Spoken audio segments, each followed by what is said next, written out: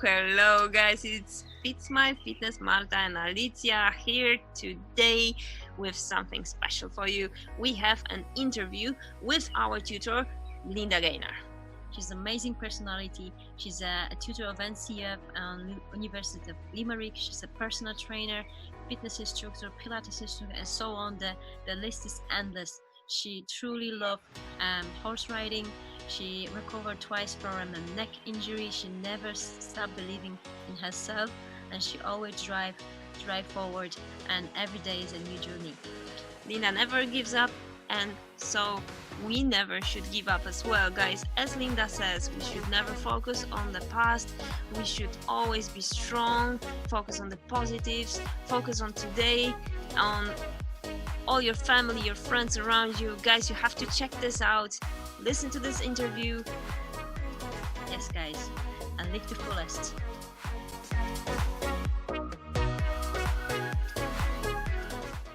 So first of all, hello Linda, welcome. Thank you so much for being here today with us and doing interview. You're a huge inspiration. You're a power woman.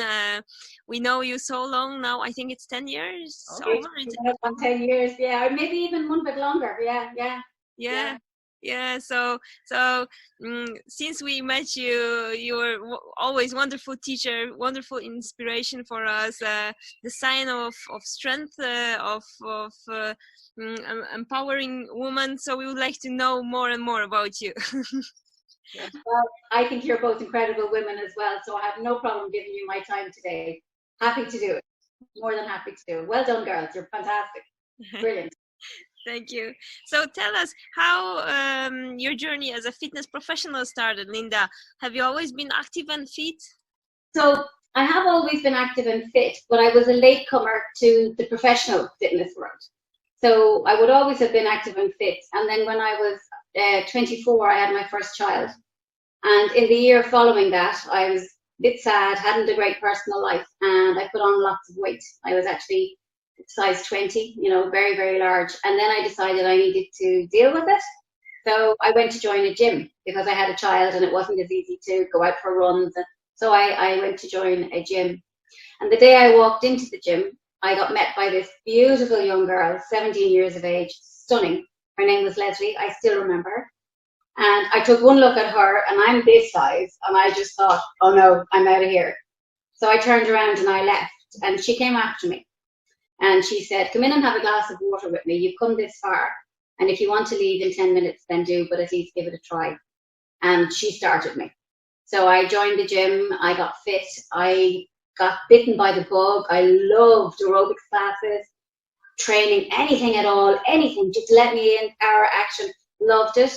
And then it was quite a number of years later when I had my second child, and I decided that for myself, for some professional development, that I wanted to become a fitness instructor. I didn't actually intend teaching. I was doing it for me, to develop myself, for the knowledge for me. And day one in the NCEF, you're up in front of your colleagues teaching. And I just got like Zoom. I just like, oh, let me do it. I love it. And that was it. So I did that course and I qualified as an instructor. And in those days you had to wait until a year passed by before you could do level 2. You couldn't do it straight. Now you can go as fast as you like. So in the year while I was waiting to do level 2, I didn't want my brain to go to sleep. So I did massage therapy. I thought it fit nicely into what I was doing, all about the body. And then I did the children's health fitness. I'm a specialist for children and young teenagers. So that was my year 2. And still I wanted more. So wow. Then I went and I became a tutor. And still I wanted more. And then I did Pilates instruction. And still I wanted more. So in my 40s, with a very small child, I went back to college and I did a degree in education and training. And all the while, teaching, tutoring, teaching classes, training people, treating people for injuries, and my family, everything. Yeah, so that was the start of it, from being a very overweight person who nearly didn't start, but one person, and this is the difference a good instructor makes, the connection. if she was young, but she came after me and said, look, we've come this far, you know, at least talk to me. And I thought, oh, okay then, you know, and it was the best thing I ever did, you know, and like just that one small moment, you know, where another instructor might have said, oh, you know, that lady came in and she didn't stay, you know, but that wasn't there. So you can get with the right attitude, you can reach more people. You guys know that. Wow, that's incredible story. We never knew that. It's wow. And Yeah. that's when we meet each other. Yes. Yeah. Yeah. Wow. So do you still know each other with this lady, or? Oh, well, I followed her for years. At the time, they had a gym in Dublin city centre called City Gym, and I went there every day on my lunchtime. I worked in an office in town, and I went there every day on my lunchtime. And then they moved to a different location, and I followed them again. I went everywhere they went, and then they moved to Australia, which was an awful pity. And we kept in touch for a little while, but you know they moved around again, and time and distance, and we've lost touch. But I would recognise her if I saw her now. Herself and her partner, they were fantastic, and they had like you, they were really good good people skills. You know, no judgment. You are what you are, and now what do you want to do, and you know, if it's safe, we'll help you do it. And they were brilliant. I really, really, really had a lot to thank them for, and I was with them for about, must have been 10 years, easily 10 years. I followed them around wherever they were. Until they moved to Australia. I didn't go there. So, far fitness instructor. Yeah. so basically, she drives you, and you drive us, and this is how it's done. Yeah, yeah. Fantastic. With the right people, you know, if you can make the right connection with people, you can make, you know, even what you saw, sometimes you have a difficult student. I mean, you've seen me manage them. I love, you guys were so positive and so focused. And it was like brilliant. You know, whatever I asked you to do, you did. That wasn't the same with everybody in your group. I know you have to sometimes then try and, you know, deal with people a little bit differently to try and encourage them to see the big picture and see where they can go. And it can be difficult, but it's always worth it in the end when you get to the end day and everybody's passed and everybody is achieved. You know, it's always worth it. It's fantastic. A great feeling. It's a really great, and it's like the same feeling over and over again when I see you guys. You know, I see your Facebook and I see what you're doing, and I'm like, yeah, I see that they're still doing this. You're still passing. You're still selling. You're still getting your distinction. It's brilliant. Every day. Thank you.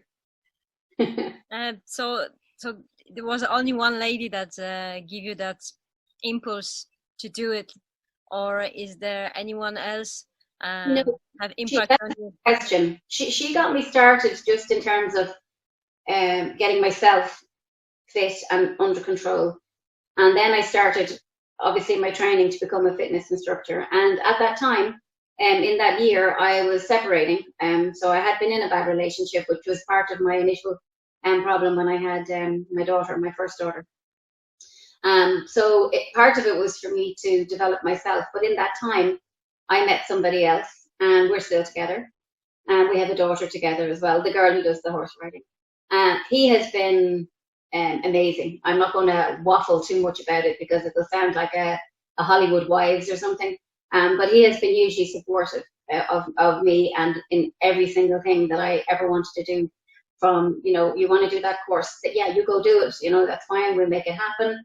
He is like amazing around everything that I've wanted to do. He's encouraged me. He stood beside me. He doesn't even exercise.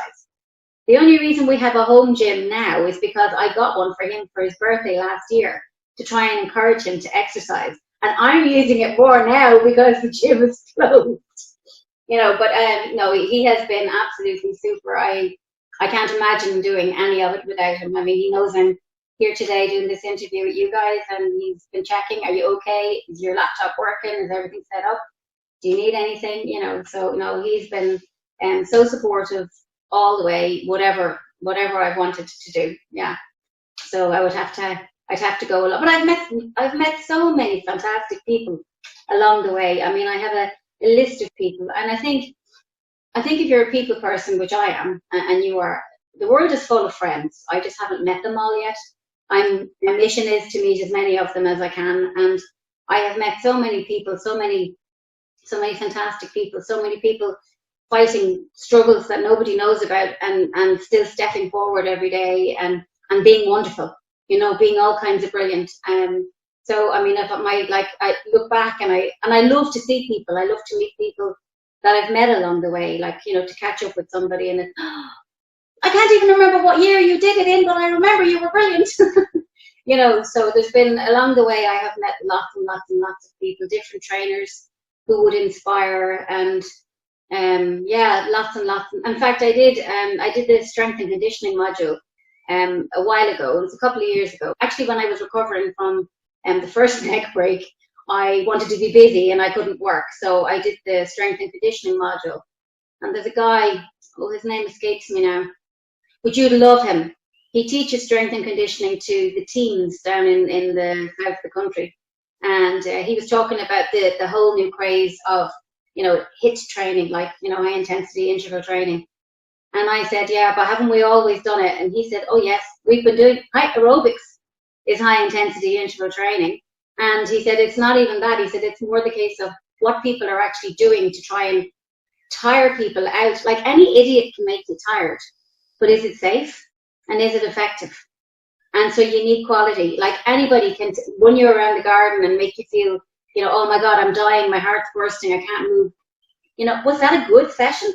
Not necessarily. We actually remember very well. That was one of your very wise words, and we remember it very well. You always taught us that when the class is finished, the person should leave the room with the heart rate down, feeling good after a good session, but feeling good, not feeling I'm gonna have a heart attack in a moment. Yeah.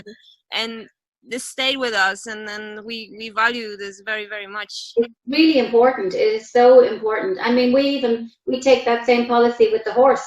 We take the horse out, he gets a warm up first, and then he does his work, and then he gets a nice cool down, and he's nice and cool and calm before we bring him back to the stable. You know, it's better that way. It's safer, and it's the correct way. You know, so yeah, it's a very important point.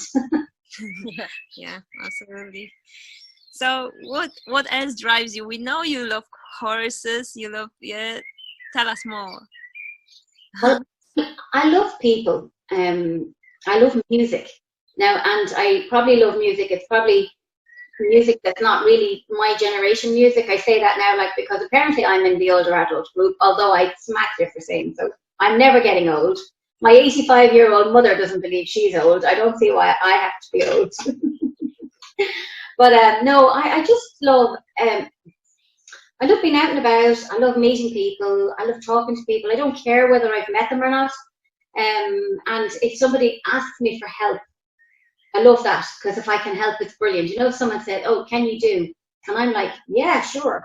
I'm giving somebody a rehab program over Zoom at the moment. Somebody who had, you know, knee surgery, and now she's having problems in her back. And she said, I don't know why my back is sore. And I'm going, I do. Because your knee was bad for so many years. You walked a different way, and now your knee is fixed. And your back doesn't know what to do with itself because it's been compensating. So, you know, so we're working on balance. So I get a huge thrill out of that, because we're 2 weeks into the program now, and she's like, yeah, you know, I'm okay now. I can get out of the chair. So yeah, so those, I mean, music and having fun. I like having fun. I like to sit on a boat in the summer if I can, and on the sea in the fresh air. But I, you know, and if I can do all those things with my family, then great, you know. But I'm grateful to be still here, because I've had 2 very close calls, and so I'm very thankful for everything that I have and that I see. And every day is a good day. Am I upright? Yeah, every day is a good day, you know. So that's what I like. And meeting guys like you, watching your success, and even students who maybe don't go as far as you guys, or maybe they don't have that drive and they work in a gym for a couple of years, and then maybe they don't, and they go on and they do something else. I still love to see them and hear their story. It doesn't have to be, oh, well, I'm not really in fitness now. So to me, I'm still interested in their story. Tell me where you went, what you did, what's your journey, what's happening, you know. So yeah, I think people and fun. and the outdoors world. Yeah, fantastic. That's great. Yeah, we cannot wait to open those doors and go and Yeah. meet people, you know. And These are very challenging times for people at the moment. Very, very challenging for people. And I don't have young family anymore, but I can't imagine what it's like to be indoors with really small children, and they don't understand social distancing, and they don't understand why they can't go play and do. And yeah, it must be very difficult for parents. I mean, there's a lot of mental challenges for people. So yeah, it's very important to try and stay focused on something, find something that keeps you going during these times. For myself, I've been locked down since probably January because of my injury. And so I was kind of fed up, but at least I could go out and meet friends. But then all of a sudden, then I couldn't, and I kind of thought, how am I going to get through this particular phase, because this is difficult. How am I going to manage? Well, having the home gym definitely helped, because it meant that I could at least train, and I'm working on getting stronger, and I'm doing good. But then I thought, okay, that's not enough, because you can stay in bed until 11 o'clock and fall down the stairs and get into the training and do a bit of training, and then what? Where's the day? Where's the motivation? Where's the positive energy? That's all very sort of just dragging your heels, which is not good. So we made a policy here in the house that Monday, Tuesday, Wednesday, Thursday, Friday are work days, whether we're going to be up. So we're up now, out of the bed early, and we get started. We do what I train usually first thing in the morning. I prefer to do it early in the morning, and then we do whatever we have to do. We have lunch at lunchtime, and we continue on. If John works on the computer, so he's able to work from home, and we can carry on and do. I was correcting projects for NCEF, so I was working as well. I do a little bit of work for John as well. So we made sure, and Rebecca was studying because she's doing Leaving Cert. And then it meant that when Friday evening, 5 o'clock came, we said, yay, it's the weekend. So it was, because otherwise I think what a lot of people are finding with COVID is that one day is rolling into the other. They don't know whether it's Monday, Tuesday, Wednesday, or Thursday. And I don't think that that's good for us. We are creatures of habit, and I think they should make the weekends different. So at the weekends, we party a little bit more than we do during the week. And it just means it gives us something to look forward to, because at the minute, there's not a huge amount to look forward to. Yeah, that's really great advice, because like you say, maybe times are a little bit harder, but we shouldn't fall into the any bad habits. Just keep focus, keep our routines, keep earning for the weekend, like having our routines and being strong. Yeah, and I think even with people, whether you've got I have an old my mum's 85, and she has a serious heart condition, and she lives alone, and she's in Wexford. So I was thinking, oh my gosh, how am I going to take care of her? What am I going to do? And then I thought, no, we're not going to worry about this. She's a strong woman as well. So we just get her shopping delivered, and we FaceTime every day, and I take the machine around and I show her, look, here's the gym, this is where I did my workout this morning, look how nice my garden is, or look how terrible my garden is with all the weeds. And so we've communicated and we've connected, and probably I'd have to say maybe we've communicated and connected better over the last 6 weeks than we maybe have done in quite a while. Yeah. And that's also nice. It's a positive outcome. Yeah. And we've done lots of Zoom calls. As I say, I'm a people person, and I've been missing seeing my friends. And John is a little bit, he's a computer geek. He's very friendly and very sweet, but he wouldn't be quite as social as me. So last weekend I lined us up for 3 different sets of video calls with friends. At 5 o'clock we're talking to these people, and at 7 o'clock we're talking to these people. Get your glass of wine, sit down. And we had great fun, we actually had really, really, really good fun talking to our friends. Obviously it's not ideal. I'd rather they could sit here in my garden and we could hug. But we're making it work, and it's been very positive. It's just about, isn't it adapting to the times? Isn't it adapting to what's put in front of you? We have no choice around this. So adapt. And so it's worked, and we've had lots of nice catch-ups with good friends, and I have this weekend logged out as well. I haven't told him yet. I'll wait till 5 o'clock tonight, then I'll tell him who he's talking to for the weekend. And like you say, we get to appreciate more what we have now as well, Yeah. right? That the fact that we can see our families, we even take care of this a little bit more. We call them more often. We meet friends, maybe not in personal, like you say, but more often. We ask how they are. So yeah. And I hope we continue doing that because, you know, maybe we've all gotten very busy. The world has gotten very busy, and you know, you know, we everybody rushes around and maybe not making the oh, I haven't heard from that person in ages, and now we're actually making the effort to connect. And I actually hope that that's one element, a positive COVID-19 leftover, that we actually continue to you know, to keep in touch at that level, because we should. I also hope that while we may not be allowed to hug each other for a while, I hope that we are able to eventually get back to that, because I'm a very huggy person. I have a lot of Spanish people, and for them, it's hugging and kissing as soon as you meet, even if you've just been introduced. And so it's killing them not to be able to hug. So I do hope that that element of our social niceness does come back eventually. I hope we don't lose that one. I don't think we will. I think it's in our genetics. It's in our makeup. I think it's how we're wired. I think it'll come back. Yeah. Definitely. So I always say, like, the COVID-19, I think making the most of the people the healthiest and the fittest ever, and opposite as well. So you said that you motivate yourself every single morning. You're going, hitting the gym, you're doing your workout. Yeah. Do you have any tips for people that they maybe they living this fitness for the when everything is finishing or something, and Yeah. then will start? So how would you say, what would you say to people to just I would say, and even outside of COVID-19, that the human body is at its best when it's moving. We were never meant to sit still. We're designed. That's why we have all these joints. You know, that's why they move. And we're meant for moving, and it's so much better. It actually releases happy hormones. Your serotonin gets released into your system when you exercise, you know. For the minute, the other hormone escapes my slow brain, but it's in there. And endorphins, exercise endorphins, right? As soon as you exercise. So it's going to make you feel better.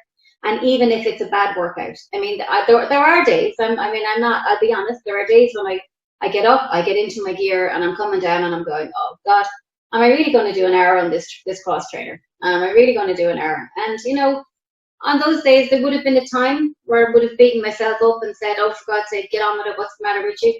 I don't beat myself up about it too much now. I still do it. But on those days, I don't push for 100%. I say, well, maybe this is a message that today's the day. I don't need to go for 100%. Maybe 85% will do me. So I put some music on and I do the hour anyway, but I do the hour maybe a little bit easier. And, you know, you never regret it. I don't ever in my entire life remember saying, I'm sorry I did that workout. I didn't enjoy it at all. I never remember saying that. I always, you find the bad one and it'll be, well, I wasn't going to go. It wasn't great, but I'm really glad I did.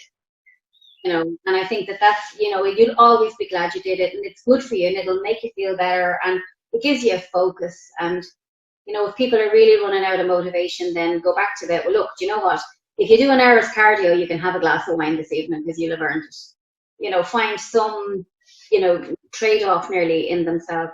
But you never regret a bad workout. You'll never regret starting. You know, you just got to ask yourself, well, why did I ever do it in the first place? Because it was good, because it made me feel good, because it made me look good, and because it's healthier in the long run.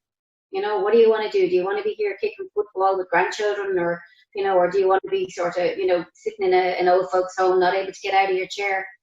For me, it's about functionality in my own, being able to take care of myself into my old age. I want to be like my mum. Apart from her issue with her heart, she's able to do everything herself. She's completely independent at home in her own house. You know, she's just old, but she's completely independent, and that's what I want.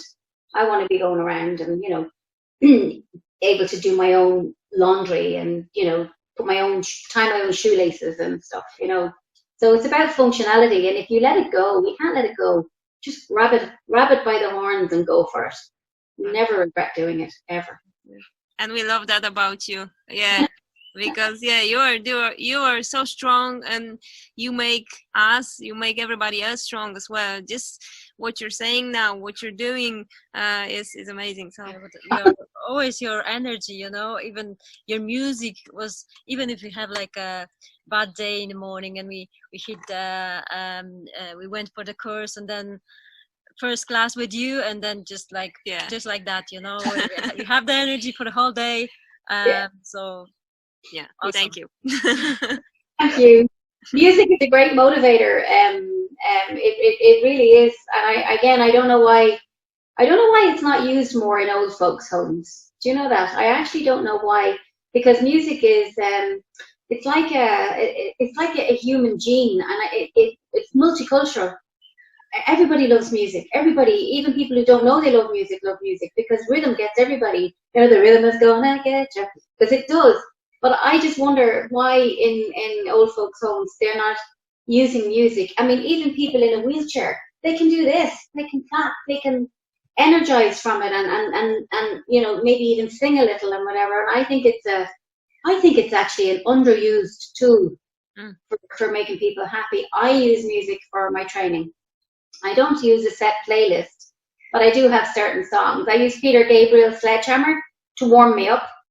I found a YouTube video of him, and it's nearly 10 minutes long, and it's just that nice pace that gets me nice and warmed up. And then after that, it's anybody's guess where I go, whatever, to do the workout, you know. But I mean, music is so you know this with your it's such a motivating tool, and such a happy tool. People are always happy when they're singing. Look at the children in school on Friday when they get to sing a song at the end of the day. They all come out happy and laughing. Yeah. Like it's an underused, it's definitely underused tool by medical professionals, by, you know, people looking after mental health. It's definitely not I think it should be used more to motivate and and even to calm, nice music to calm people down, you know, to sit back and think, to meditate a little bit. Yeah, I think music is an underused tool. So any crazy hobby you have? We know you love horses, but anything else that or we shouldn't ask, no? The horses are my craziest one, I suppose, but no. One thing that I've started to enjoy a huge amount in the last couple of years only is I'm not a very strong swimmer. I'm not a good swimmer. And now with my neck, I can't lift it up or turn it around fast. So I probably won't be swimming much.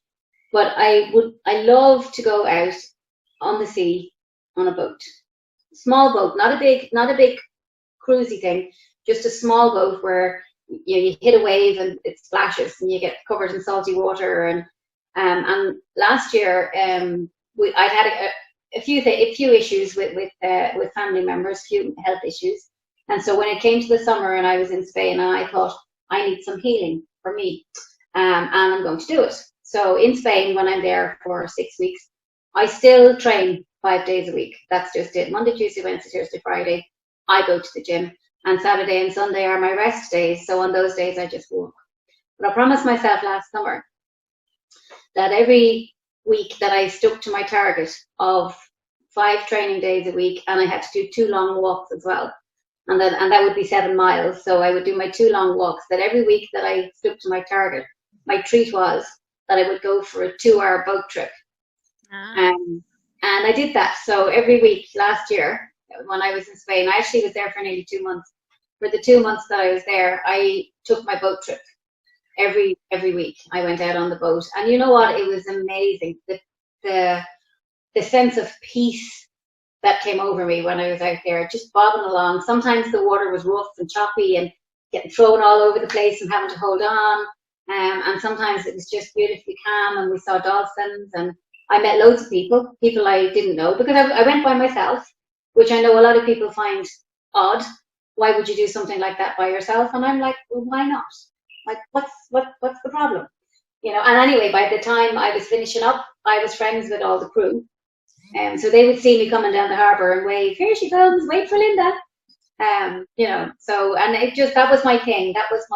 So my crazy hobby, as I told you, I'm not a good swimmer.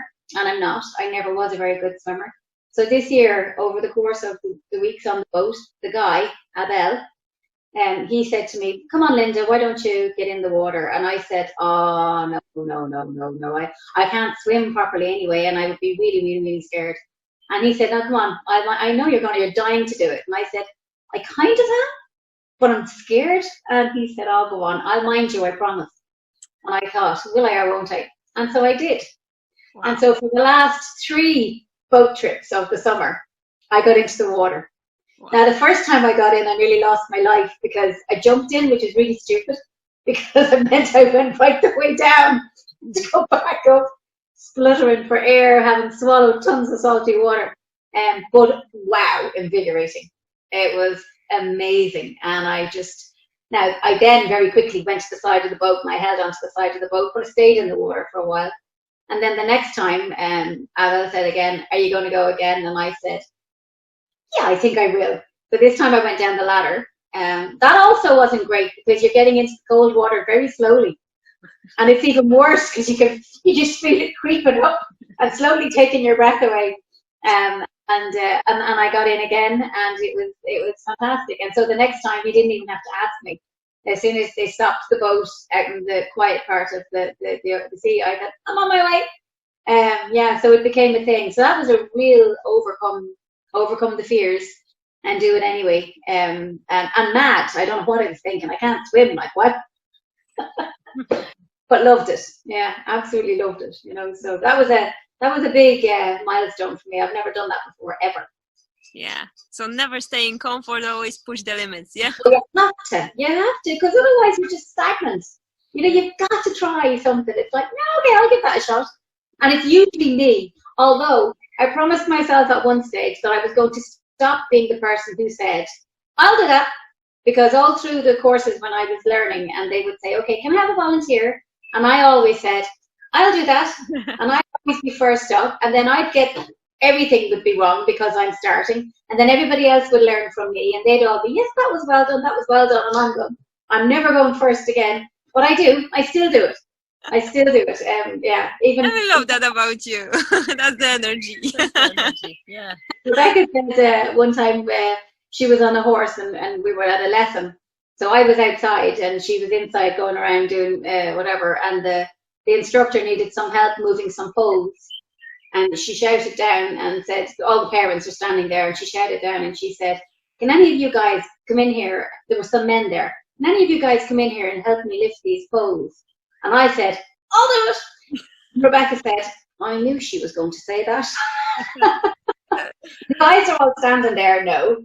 So I go in, you're just deadlifting a bar off the floor. It's not a big deal. You deadlift, you pick it up, you put it on the jump. What's the problem? So, I can't help but I'm wired that way. That's good. That's it. Yeah. So another question we have. So if you could send a message to the world, I think especially to the woman, what would you say to them? Short memo, maybe inspiration quote, or the truth about the life. What would you say? I have a couple of things on that, because especially for the women, because I was in a bad marriage. I was in a bad marriage for 12 years, and it would have been very easy for me to stay there. It was actually harder to get out than it would have been to stay. But the end result would have been, well, I don't know where I'd have been. I don't know that I'd still be here. And I had to make that decision and decide, well, what am I going to, it's going to be difficult. Yeah, it is. And it's not always easy. And it wasn't easy. But I'm so glad I did what I did. It was the right thing to do. And I would say to people, because life is difficult, and at the moment life is difficult for so many people, the challenges are real. This is only a passage of time. Nothing stays the same. Nothing stays the same. So the bad stuff will pass, but so will the good stuff. So out of that, enjoy the good stuff while you got it, and don't get bogged down by the bad stuff, because it's going to pass. And always look forward. I always say, one of the things, I think I have it on one of my pages, is don't look back, because you're not going that way. You're going this way. So don't look back.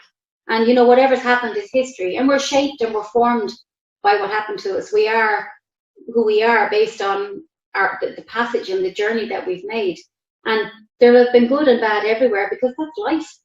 But I think that a lot of the time, you know, people see stuff on Facebook and it's all the joys of everything is wonderful and everything is brilliant. And then people aspire to this fictional 100% life is wonderful.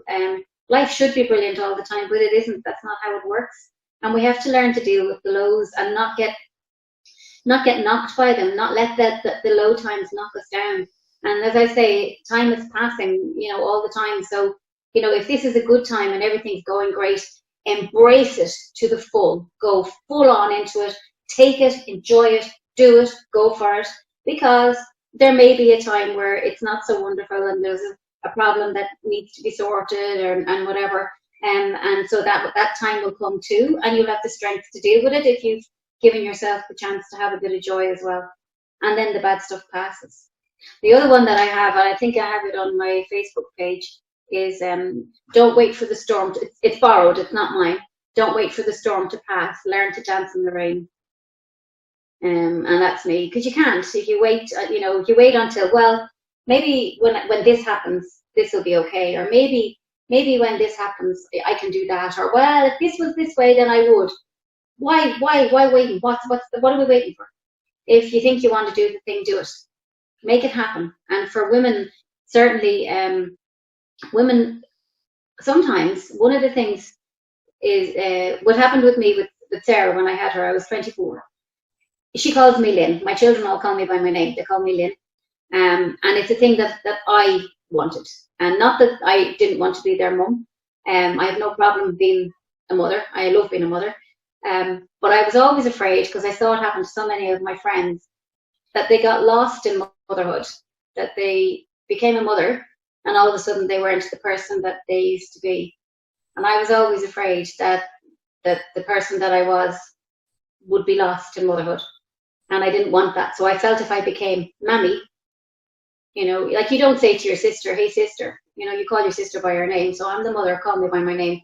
And I always felt that with my name came my identity. And I think that women's identity gets lost, especially a stay-at-home mum. It becomes really, really hard. And that's the classes I teach here, myself, my Uncle Addie's classes, they're all stay-at-home mums. And it's great to get them out and get them taking the time for themselves, making the time for themselves, which they don't often do. It'll be, oh, well, such a body doesn't feel very well and hasn't gone to school today, so I can't come. And I say, bring him along. Bring him. He can sit in the corner, or he can lie down on a mat. He can even do the class. I don't care. Bring him, because it's an hour, and it might be the only hour that lady gets for a couple of days. So I would do everything in my power to get them into the class, just so that they don't forget about themselves, because it can happen. Yeah. So. White words. Yes. Yeah. Awesome. Tell us how people can touch with you. Do you have any website, social media? If anyone wants to contact you, or maybe your old students will see this podcast and they will want to contact with you, connect with you. You get me on Instagram. I'm on Instagram and I'm on Facebook, and obviously email and phone. I didn't build a website because I'm at a stage where I spending so much time with the horses that I've kind of cut back a little bit on the amount of time that I was actually teaching NCEF. I still do it, but just not as much. And so I don't have a website, but I can give you my Instagram and my Facebook names and numbers and stuff. And yeah, I'd be delighted to hear from anybody. It'd be really, really nice. Yeah, it's always great to see a student. Mm-hmm. And I genuinely don't care whether they're in fitness now or not. Like it doesn't matter. It's just like, tell me your story. What have you been up to? You know, what's happened? How many of them have had babies? And you know, yeah, it's just nice to reconnect. Yeah, absolutely. Yeah. We'll make sure we're gonna put up everything, so all the information. Yeah. Okay. One more question. Yeah. What is your definition of fulfilled life? Looking at my notes, I wrote something down. We talk a lot. No. Laugh. Yeah. Nude sunbathing. I know. My definition of life is what you make it. And it really, life is what you make it. Life is how you make it, and you have to decide, because all around you, it's like the voodoo doll. There are going to be the pins coming, because that's life, and you can't. You just have to not let them shape who you are. So for life, just grab it. It's there. If you've got a pulse in the morning, you have opportunities. Take them. You know, if you woke up with a heartbeat this morning, you have opportunities. It's up to you, and just take them. And don't get knocked back. You know, just take them. You'll have little knocks here along the way, that we all do, but just keep going, because it'll happen. And it's never too late. It actually is never too late. It's never too late. Doesn't matter what age. I was 35 when I did my year one with NCAF. You know, and that's not a young age to be coming into the fitness world, which has a very, I feel like, a younger population. Even still to this day, I notice some of the younger ones kind of snapping at my heels a little bit. You know, your classes, and how busy are they? You know, they're very busy. How come? Yeah, so, you know, because my style wouldn't suit everybody, but certainly the following I have here in Johnstown, my style suits them. They love it. And so they keep coming, and they get a little bit more than just their Pilates class. I do them in blocks. So coming up to Easter or Christmas or a long weekend, we finish up with a coffee morning. We bring coffee, tea, sticky buns. Yeah, okay, we have sticky buns, and we just sit around and then we talk. And it's lovely, because over the few years that I've been doing them here in Johnstown, it's developed a very club type atmosphere. You know, very social for the women. And in some instances, that made a lot of them come to the classes maybe when otherwise they wouldn't. One lady, her brother died, and she said, really, this is the last thing I wanted to do, was to come here to this week, but I know I'll have all the support of all these women.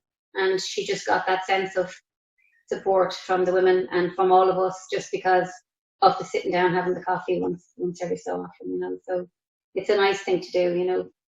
I think for fitness instructors, and I try and teach this one all the time. I usually save it for my last slide, and probably my last 2 or 3 minutes in class with the personal trainers that we do at level 2. I always tell them, you may not like a person, you may look at them and decide that they're this, that, the other, make a judgment. Don't judge people, because you don't know their journey. You know where they are, you do not know their journey. And even if they're obnoxious and horrible and rude or all those things, there's a reason.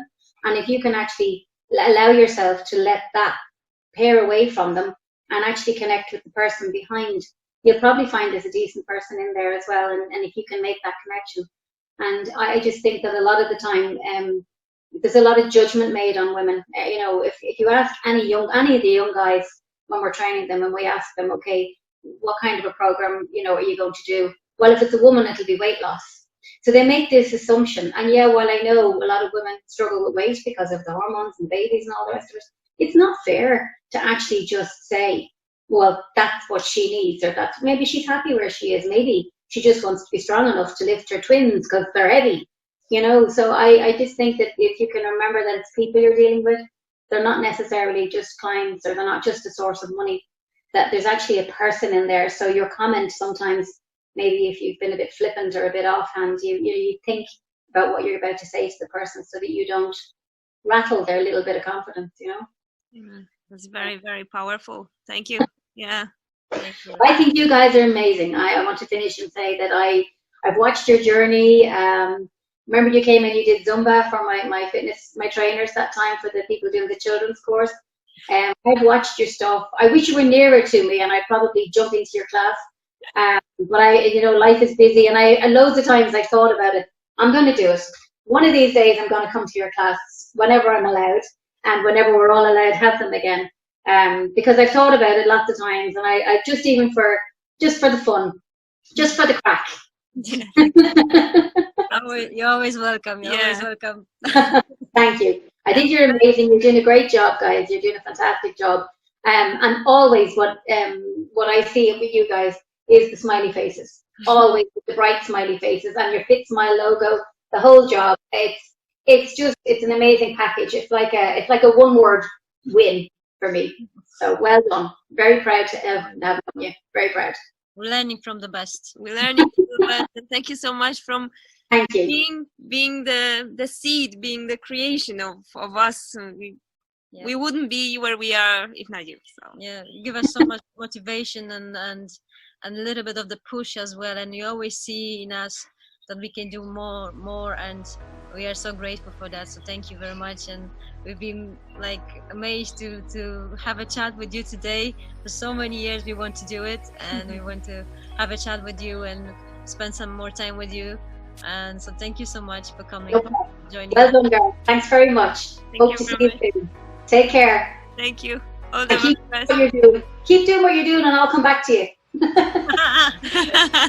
Yeah. All right. Thank you so much, Linda. Okay, guys. Yeah. Hope to see you, and yeah, in the real life. In the real Yes. Yes. Absolutely. life. Well done. Thanks, guys. Bye. So much. Thank Thank you. you.